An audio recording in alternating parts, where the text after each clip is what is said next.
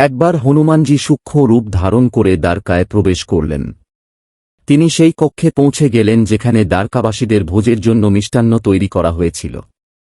হনুমানজি সেখানে বসে পড়লেন এবং সমস্ত মিষ্টান্ন খেতে শুরু করলেন। তিনি সেই লাড্ডুগুলোতে মাতা সীতার হাতের তৈরি লাড্ডুর স্বাদ অনুভব করছিলেন, কারণ এই লাড্ডু রাধা তৈরি করেছিলেন। যখন রাধা মিষ্টান্ন নিতে সেই কক্ষে এলেন, তখন পুরো মিষ্টান্ন ভাণ্ডার খালি দেখে তিনি হতবাক হয়ে গেলেন। তিনি ভাবতে লাগলেন, এখন দ্বারকাবাসীদের কি খাওয়ানো হবে। রাধা গিয়ে বলরামজিকে সমস্ত ঘটনা জানালেন। ঠিক তখন হনুমানজিও সেখানে এসে উপস্থিত হলেন। এটা দেখে বলরামজি সমস্ত সৈন্যদের হনুমানজিকে ধরার আদেশ দিলেন, কিন্তু কেউই তাকে নড়াতে পর্যন্ত পারল না।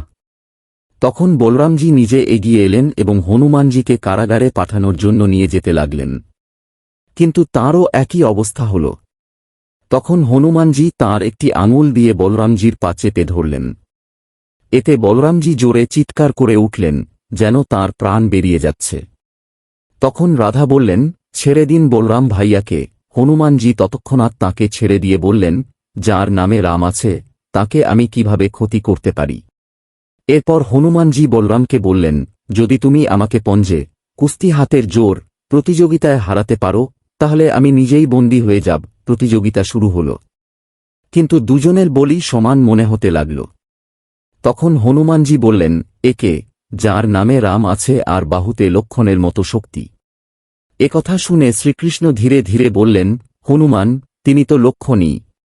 পরবর্তী অংশের জন্য কমেন্টে পার্ট 2 লিখে চ্যানেলটি সাবস্ক্রাইব করুন।